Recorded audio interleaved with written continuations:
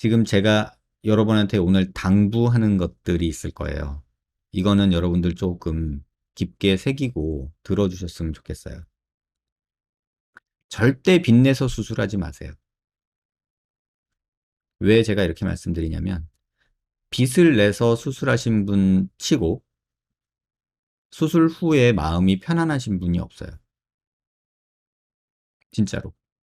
왜냐면 수술을 너무 하고 싶고 빨리 정상으로 돌아가고 싶은 마음은 알겠으나 빚을 내서 하진 마세요. 왜냐면 만약에 경우 수를 따져보자고요. 수술했는데 결과가 뭐 아쉬워. 그런데 빚까지 있어. 이 사람 미쳐요.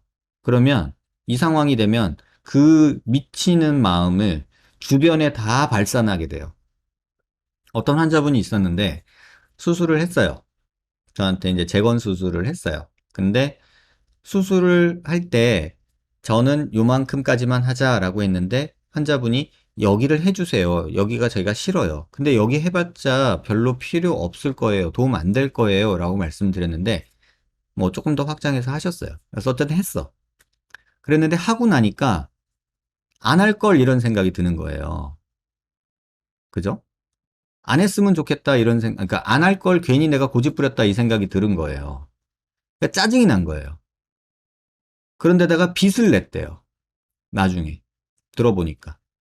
남자친구한테 그 짜증을 다 뿜어낸 거예요.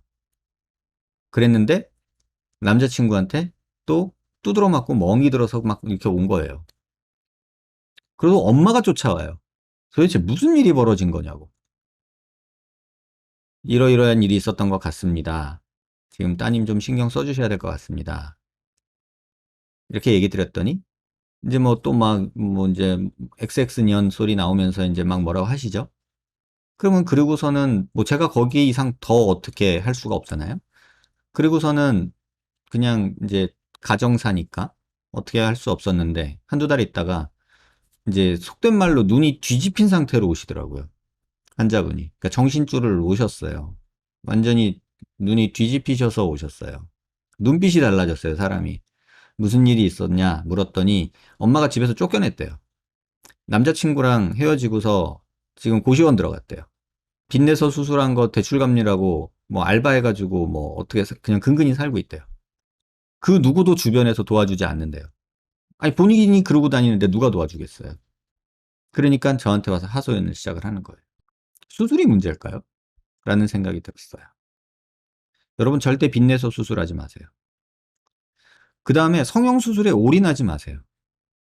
제가 본 수많은 감정적으로 완전히 무너지는 환자들의 대부분은 이런 경우였어요. 빚을 내서 한 방에 어떻게 돼보겠다. 또는 이것만 하면 나는 훨씬 나아질 거야 라는 생각에 올인하는 거죠. 그냥 내가 가지고 있는 걸 다 때려 부으면서 이런 거 하지 마세요. 아닐 수도 있잖아요. 본인 기대만큼 아닐 수도 있잖아요. 예를 들면 내가 샤넬백만 있으면 나는 굶어도 행복할 것 같아. 뭐 이런 말 하는 사람들 있잖아요. 근데 백 주고 굶어봐요. 굶어서 힘들어서 죽어요. 백을 뜯어먹을 수도 있어요. 배고파서. 그러니까 이런 일들이 생긴단 말이에요. 절대 올인하지 마세요.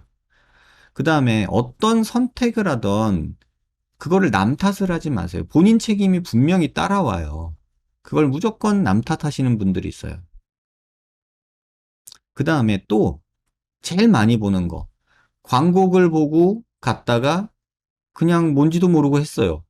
그러면 저는 환자분한테 혼내거든요. 아니 몸에 칼 대는데 뭔지도 모르고 했다는 게 말이에요, 소예요. 저는 이렇게 얘기를 하거든요. 또는 의사가 그냥 시켜서 했어요. 뭔지도 모르고 얼굴에 뭘 하는지도 모르고 의사가 시킨다고 했다고요? 실장이 시켜서 이거 하면 좋아진대서 그게 뭔지도 모르고 전 따라했어요. 이런 얘기 제일 많이 듣거든요. 제가 바보죠. 이런 말 하거든요. 근데 왜 이런 일이 많을까? 왜 이런 일이 많을까? 정말 그러지 마시고요. 수술 결정 이렇게 하지 마세요. 그 다음에 또 신중하다는 생각에 쇼핑하듯 병원 10군데 상담 다니시는 분들이 있거든요. 뭐 10군데, 20군데 다니고 그런 또 후기 공유하시죠. 온라인상에서. 제가 볼 때 진짜 시간 낭비예요, 그거. 정말 도움 안 되는데 본인 얼굴이 어떻게 생겼는지, 내 얼굴이 어떻게 생겼고, 내가 뭐가 마음에 안 드는지, 이거는 생각하지 않고요. 이 병원, 저 병원 다니면서 이 병원에서는 이거 하랬어요. 저 병원에서는 저거 하랬어요. 이런 얘기만 듣고서 그 중에서 10개 갔으면은 뭐, 이렇게 투표해가지고, 뭐, 6개 병원에서 쌍꺼풀 하세요. 뭐 이러면은, 아, 나 쌍꺼풀 해야 되나 보다. 뭐, 3개 병원에서는 뭐, 코 수술은 하지 마세요. 그랬으면, 아, 코 수술은 안 해야 되나 보다. 뭐 이런 식으로 뭐 투표하고 다니시는 분들이 있거든요. 그 정말 바보 같은 짓이에요. 정말 바보 같은 짓이에요. 아니, 내가 만족하려고 수술하는 거예요. 의사들 돈 벌어주려고 수술하는 거 아니잖아요. 그러면 병원 다니면서 너네 뭐 파니? 라고 물어보는 거예요, 지금. 상담이라는 게 지금 여러분이 다니시는 그 쇼핑하듯이 다니는 거. 우리 그러잖아요. 백화점 가서 옷이 필요하긴 한데 뭐 딱히 어떤 옷을 사야겠다는 생각은 없는데 좀 가볼까? 이러면서 그냥 여기 보면서 이번에 신상 나온 거 뭐예요? 뭐 이러면서 뭐 마네킹 입혀놓은 거 보고 이거 좀 괜찮은 것 같네. 뭐 이러고 있다가 옆집 좀 갔다 올게요. 뭐 이러면서 또 갔다가 이런 거 하잖아요. 그러다가 여기선 이거 파는구나. 아, 저기선 저거 파는구나.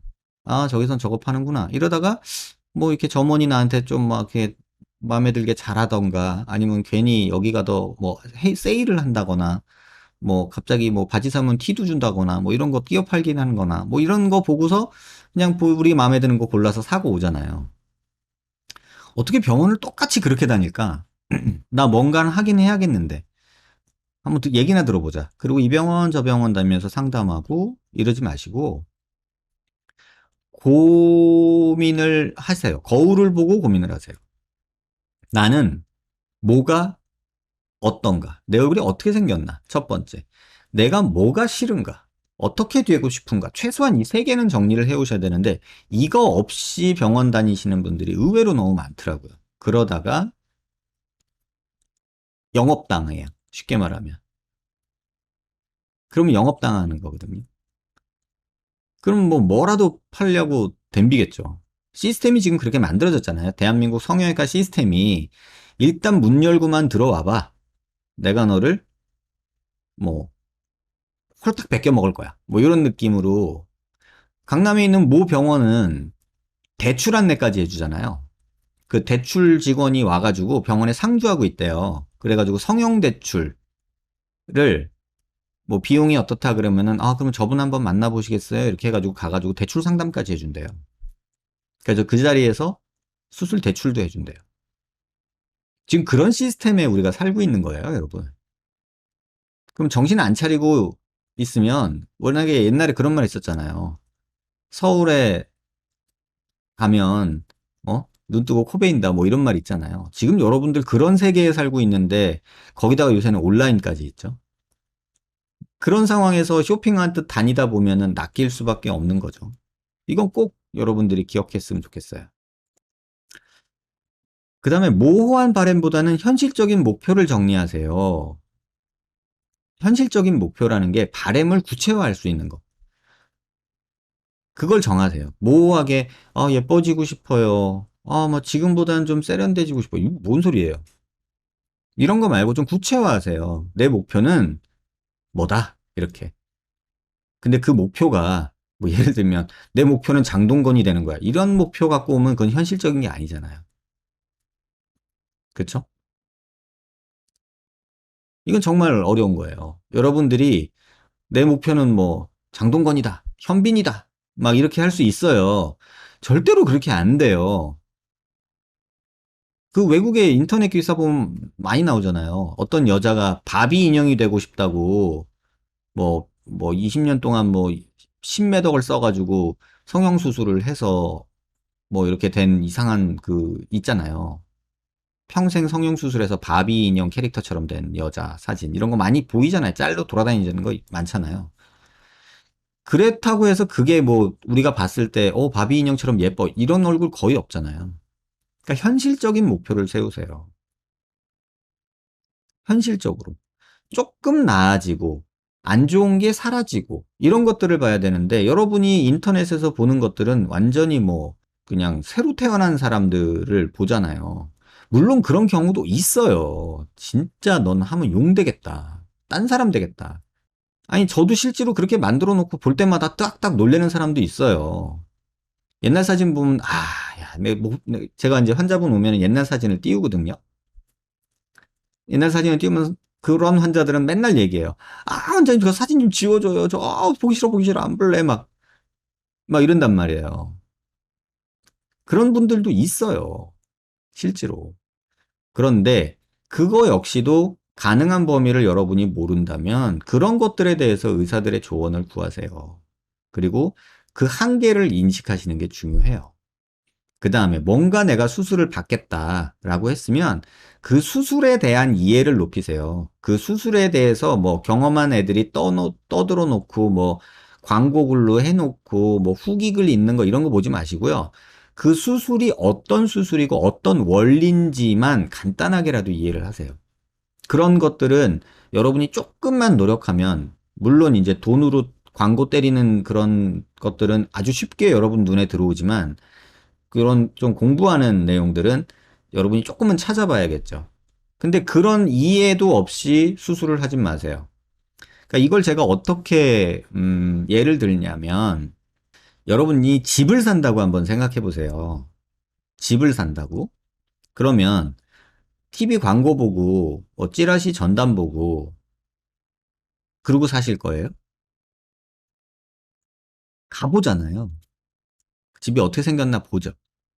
그리고 사람들한테 물어보죠. 이게 집을 고를 때 뭘 챙겨야 되는지.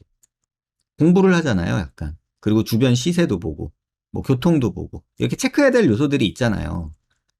근데 여러분들이 보는 거는 그게 아니라, 이 아파트 좋아요. 나 여기 살고 있는데 좋아요. 뭐 이런 글을 자꾸 보게 된단 말이에요.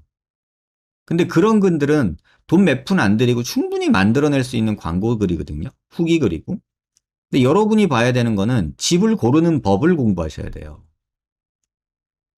그 집을 고르는 법이 뭐예요? 물이 새는지, 수압은 좋은지, 벽지가 뭐 곰팡이 쓴 데는 없는지, 난방은 어떻게 되는지, 교통은 어떤지, 관리 상태는 어떤지, 관리비 얼마나 나오는지, 학구는 어떤지, 치안은 안전한지, 뭐 요런 체크해야 될 게 있잖아요. 근데 그런 거 체크하기 귀찮은 거야, 우리가. 그쵸? 그런 게 체크하는 게 귀찮아. 그러니까 사는 사람이 더 잘 알겠지? 이런 마음이 생기잖아요. 그러면 내가 그걸 파는 사람 입장이면, 그러면 저런 귀찮아하는 사람들을 위해서 실 사는 사람인 척해서 광고글을 만들어서 뿌려야겠다. 이게 광고 전략이 되는 거예요. 그리고 그 집에서 우아하게 커피 먹는 사진으로 이미지를 뿌리고요. 이런 공부가 없으면 선택이 안 돼요. 후기는 제일 마지막에 정의나 이제 마지막 체크업 하는 걸로 보세요. 그거를 챙겨보시는 게 더 저는 중요하다고 생각해요. 근데 발품을 파는 거는 마지막이에요. 마지막. 그 전에 공부를 하고 가야 돼요. 집을 볼 줄도 모르는 사람이 집만 보고 다니는 거 정말 시간 낭비. 땅을 볼 줄도 모르는 사람이 땅만 보러 다니는 거 정말 시간 낭비. 땅을 보는 거 공부는 하고 그 다음에 땅을 보러 가시라고. 집을 고르는 눈을 기르고 그 다음에 집을 보러 가세요. 병원을 수술에 대한 기본적인 거는 공부를 하시고 그 다음에 실제 수술이 어떻게 진행되는지 의사의 의견을 들어보러 상담을 하러 가세요. 그게 아니면 그냥 영업당하는 수밖에 없을 것 같아요. 그 다음에 해야 되는 게 수술에 대한 효과와 한계에 대해서 무조건 이해를 해야 돼요. 한계를 모른 채로 무시한 채로 본인이 의도적이 아니래도 사람은 그렇게 될 수밖에 없어요. 예를 들면 그런 거죠. 내가 뭔가 막 갖고 싶어. 응? 막 갖고 싶어. 너무 갖고 싶어. 그러면 그걸 사기 위해서 내가 치러야 되는 할부금에 대해서는 애써 무시하는 경향이 생겨요, 우리는. 그렇잖아요. 저 사람이 너무 만나고 싶고 사귀고 싶어. 그러면 그 사귀고 싶은 그 마음에 그 사람의 단점이 안 보여요. 애써 외면하려고 해요. 근데 막상 갖게 되잖아요? 그러면 안 좋은 것들이 더 크게 보이기 시작해요. 수술도 비슷한 것 같아요. 내가 쌍꺼풀이 없어. 내가 쌍꺼풀이 없어. 쌍꺼풀이 있으면 좋겠다. 근데 쌍꺼풀 했을 때 어떻게 될까? 느끼해질려나? 두껍게? 옛날에 제가 이제 중국에 한참 다닐 때 웃긴 거를 얘기를 해드리면 이게 이제 문화 차이인데 옛날에 80년대 대한민국 70년대 쌍꺼풀을 하면요. 쌍꺼풀 되게 두껍게 했거든요. 소세지처럼. 왜냐면 그 당시 80년대 70년대 상황을 보면 쌍꺼풀 하는데 거의 자동차 한 대 값은 아니었고요. 자동차 포니가 한 3, 400만 원 하던 시절에 쌍꺼풀이 한 150만 원 돈을 했단 말이에요. 그리고 코 수술이 한 300만 원 돈을 했단 말이에요. 그 시절에. 그러니까 소나타 아니 뭐 포니 한 대를 여기다 대야지 코가 생기는 그런 시절이었단 말이에요. 그러니까 그런 시절에는 사람들이 뭐 크게 생각을 안 하죠. 근데 지금은 그게 아니잖아요. 너무 가격이 낮아지고 하니까 조금 쉬워진 것도 있단 말이에요. 근데 이제 그러면서 어려워진 게 광고가 엄청나게 된 거예요. 그러면서 서로 힘들어졌어요.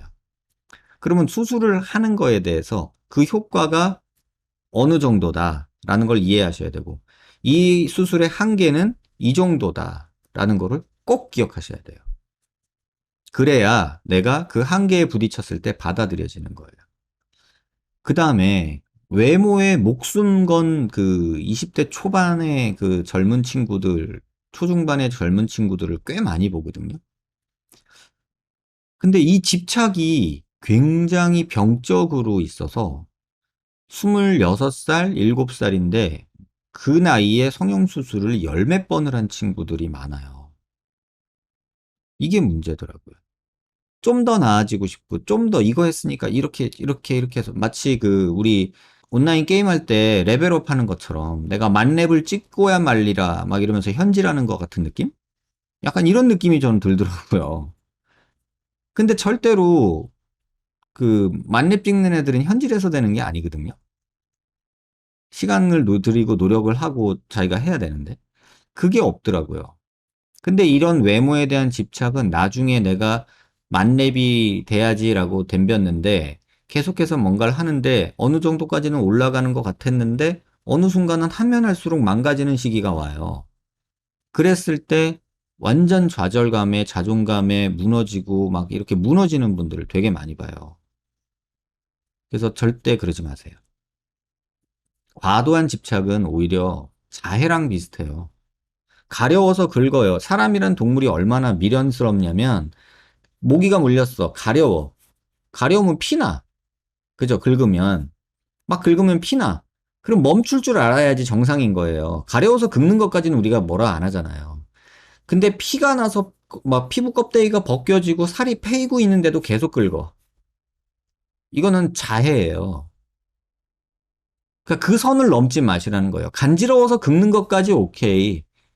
근데 상처가 나고 피가 나고 피부가 벗겨지고 있는데 계속 긁고 있다. 이건 자해란 말이에요. 그래서 그런 집착이 그런 자해 수준의 문제들을 만드는 것 같아요.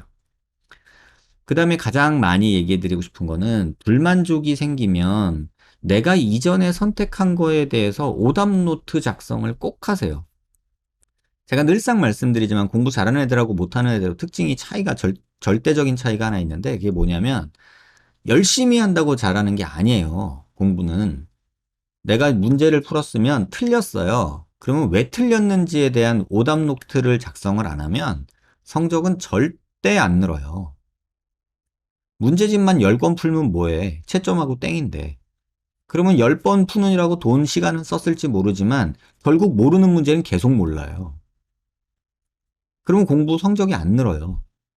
여러분한테 재수술을 뭐 생각하거나 이런 분들한테 꼭 드리고 싶은 말씀은 이전에 내가 한 수술을 내가 지금 마음에 안 들고 또는 불만족이 있다면 내가 왜 그때 그런 선택을 했고 뭐가 잘못돼서 지금 이런 고생을 하고 있는지에 대해서 한 번쯤 오답 노트를 작성하고 그 다음에 그걸 바탕으로 다음 선택을 하시라 이렇게 꼭 말씀을 드리고 싶어요. 그 다음에 이제 그 앞에 상황이 다 벌어졌어. 그리고 막 속상해. 그럼 막 의사에게 적대적이 되죠. 막 새끼 소리 나오면서 이제 막 그렇게 되겠죠. 막 그렇게 될 거예요. 근데 이거는 의사한테도 도움이 안 되고 환자한테도 도움이 절대 안 돼요. 어떤 환자가 그런 말을 했대요. 음, 되게 뭐 예의 바르시고 많이 공부하시고 뭐 그런 분이에요. 근데 수술하고 별로 결과가 마음에 안 들었대요. 그래서 어 컴플레인을 시작을 한 거죠. 이거 어떻게 해요? 이렇게 된 거예요. 뭐 이렇게 됐죠. 그래서 그 선생님께서 그렇게 얘기를 해줬대요. 조금 기다리세요. 지금은 조금 지켜봐야 되고 나중에 한 몇 개월 지난 다음에 이런 부분은 살짝살짝 이렇게 손보면 될 것 같아요. 이렇게 얘기를 해줬대요. 그랬는데 그 환자가 그냥 지금 답답하고 짜증나니까 계속해서 뭐 불만을 얘기를 하더래요. 그러면서 병원 직원에 그렇게 얘기했대요. 실장님이나 그 의사한테 뭐라고 얘기했냐면, 아니 내가 매일 전화해서 괴롭힐 수도 있어요. 내가 이러는 게 이상해요? 지금 내가 뭐 힘들어 죽겠는데? 이렇게 얘기를 했대요. 자, 여러분이 그렇게 되는 순간 의사도 환자를 조금 거리를 둘 수밖에 없어요. 지금 제가 한 말 중에서 무슨 말이 제일 무서운 말이에요? 나도 병원을 괴롭힐 수 있어요. 라는 말이에요. 병원을 괴롭힌다는 적대적인 그런 언어를 쓰기 시작하는 순간 병원은 할 의무만 하면 되지 환자분한테 그런 잡소리 들어줄 이유가 없어져요. 환자니까 막 해도 된다? 그런 거 없어요, 여러분. 의사도 사람이고 직원도 사람인데 저희 직원들이 가끔가다 환자들 때문에 너무 힘들어하는 경우 있거든요. 그냥 전화해서 말도 안 되게 승질낸대요. 이유도 없이. 병원을 못 찾아온다고 화를 낸대요. 길을 모른다고 화를 낸대요. 여러분 그게 이해가 되세요? 뭐 저희 병원이 그렇게 찾기 어려운 병원도 아니거든요, 사실. 지하철 내려가지고 몇 번 출구 나와서도 한 50m 오시면 거기 왼쪽편에 있습니다. 이 끝이거든요? 뭐 이렇게 찾기 어려운 위치에 있는 것도 아니잖아요. 근데 그거를 막 전화해서 지금 어딘데 어디로 가는 거예요? 막 이러면서 화를 낸대요. 근데 더 웃긴 건 뭔지 아세요? 예전에 왔던 분이 그래요. 한번 와봤던 분이에요. 다시 상담하러 오면서 그렇게 승질내는 분들이 계시대요. 그러니까 저희 직원들이 해준 얘기인데. 황당하죠? 한번 와봤으면 대충 알 텐데. 근데 이런 식으로 적대적이 되면 누가 환자분을 위해서 도움이 되고 싶고 뭐 그러겠어요. 그래서 저는 여러분들이 설사 마음에 안 들고 그 원장님한테 서운하더라도 적대적이 되진 마세요. 하소연하고 이러는 건 괜찮아요. 속상해요. 우는 거, 뭐 이런 거 괜찮아요. 힘든 거 얘기하는 거 괜찮아요. 이건 의사로서는 충분히 할 수 있는 일이에요. 시간이 걸리고 내가 힘들어도 충분히 그거 하는 거에 대해서 불만 가지는 의사는 없어요. 다만 적대적이 되는 순간 의사도 앞서 말씀드린 자기 방어를 하게 돼요. 그러면 그때부터는 법적인 관계예요. 그냥 내 의무만 다하면 되지 굳이 내가 왜 이런 식이 되는 거예요, 의사도. 그래서 절대로 적대적이 되진 마세요. 뭐 당연하게 생각하지 마세요. 내가 불편하니까 너는 그래야만 해. 내 말을 다 들어줘야 돼. 내 맘대로 다 해줘야 돼. 이런 거 없어요. 남자친구라고 뭐 시키면 다 해야 돼? 여자친구라고 시키면 다 해야 돼? 엄마라고 뭐 나 낳아줬 엄마니까 엄마는 다 해줘야 돼? 이런 거 없어요, 여러분. 그러니까 그런 막무가내식 적대감은 서로에게 도움이 안 돼요. 아까 말씀드렸지만 속상하고 힘들고 이럴 때는 의사들한테 털어놓으셔도 돼요. 다만 머리를 쓴다는 느낌이 드는 경우가 있거든요. 이게 뭐냐면 원하는 걸 얻어내기 위해서 연기하는 분들도 경험을 해봤어요. 참 재밌죠. 그게 보이는데 저도 이제 나이가 한두 살이 아니라서 또 병원 일을 오래 해봐서 이제 그런 것도 보이거든요. 근데 그런 연기하는 모습도 하지 마세요. 그냥 서로에게 진실하면 그렇게 악한 의사 선생님 많이 없을 거예요. 서로 한꺼풀 뒤집어 쓰고 이렇게 연기하면서 서로 말싸움하는 그런 관계가 오히려 더 서로에게 지치는 것 같아요. 제가 아까 말씀드리려고 했던 거 있죠. 여기 뭐 유튜브 방송에서도 왔었고 이렇게 막 얘기를 했어요.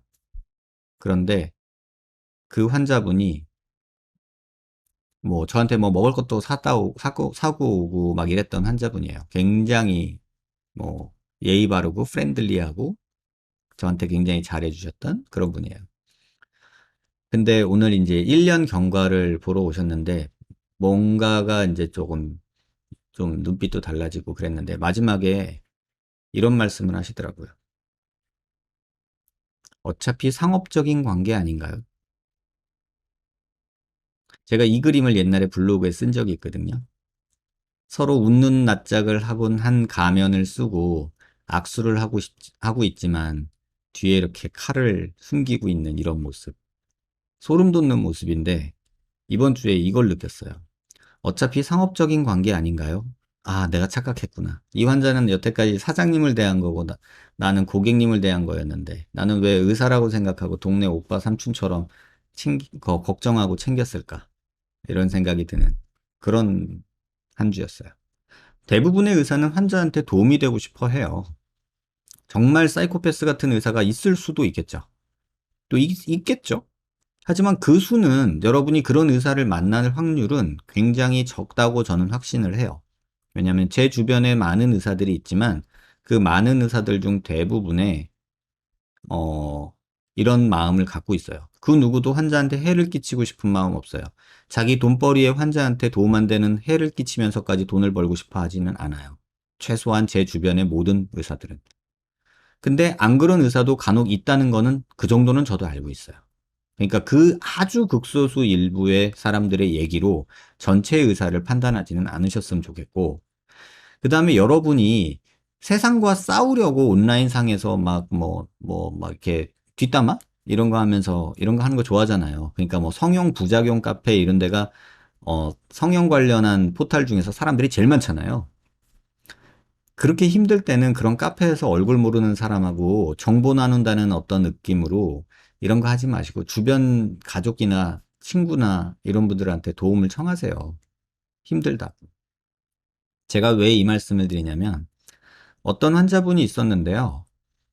전에 수술하신 병원에서 이제 잘못되고 나서 속상하니까 카페 같은 데를 가입을 하셨나 봐요. 근데 카페 같은 데나 뭐 이런 데서 또 그 병원에서 수술한 잘못된 사람하고 만나서 정보를 주고받는 거예요. 그러면서 발전적인 방향으로 얘기를 하는 게 아니라 서로 없는 말 지어내면서 그 병원 괴롭히기 작당 모의를 하는 그런 모습을 제가 봤거든요. 그래서 제가 그 얘기를 듣고서 한마디 했어요. 뭐가 도움이 돼요? 그렇게 하면 본인한테? 이런 얘기를 했어요.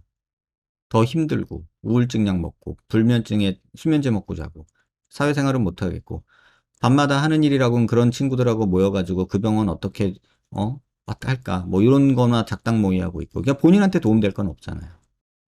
그래서 그런 것들을 조금은 저는 여러분들이 굳이 힘들 때 그러니까 그런 데다가 좋은 글 쓴다고 해서 사람들이 좋구나라고도 안 느껴요. 또 좋은 글이면은 브로커네, 뭐 이거 돈 주고 누가 들어와서 뭐, 작당하고 쓴 거네, 뭐 이런 얘기 돌고. 또 욕하면 님 정보 좀, 뭐 병원 정보 좀, 귓말 뭐 어쩌고, 뭐 한번 만날 수 있을까요? 뭐 어쩌고. 뭐 뻔한 그게 10년째 계속되고 있더라고요. 그래서 주변 가족에게 도움 청하세요. 그 모르는 사람들은 여러분을 챙겨주지도 않고, 여러분을 진심으로 위하지도 않아요. 그냥 내가 내가 A라는 사람이 싫어서 얘랑 전략적 동맹이라고 그러죠. 예를 들면 뭐 북한이 싫어서 뭐 일본하고도 손잡을 수 있는 거잖아요. 예를 들면 그런 상황이 벌어지듯이 요새 또 정치권에서도 그런 일 벌어지잖아요. 그 안철수 대표랑 그 오세훈 대표랑 이렇게 뭐 서울시장 그거 할 때 서로 별로 마음에 안 들어하는 것 같아. 막 이렇게 얘기하는 거 보면. 근데 전략적으로 이래야 우리가 그나마 존재감 높일 수 있으니까 뭐 단일화하고 막 이런 거 하잖아요. 그럼 전략적 동맹이라고 하잖아요. 그쵸. 친구의 적은, 예, 친구죠. 예, 이런 식의 뭐 그런 내용들이 있죠. 그러니까 전략적 동맹을 맺고서는 그 순간 그냥 이용당하고 서로 이용할 뿐이잖아요. 근데 그런 사람들한테 도움을 받는 거는 도움이 전혀 안 돼요. 오히려 정서적으로 피폐해지는 것 같아요.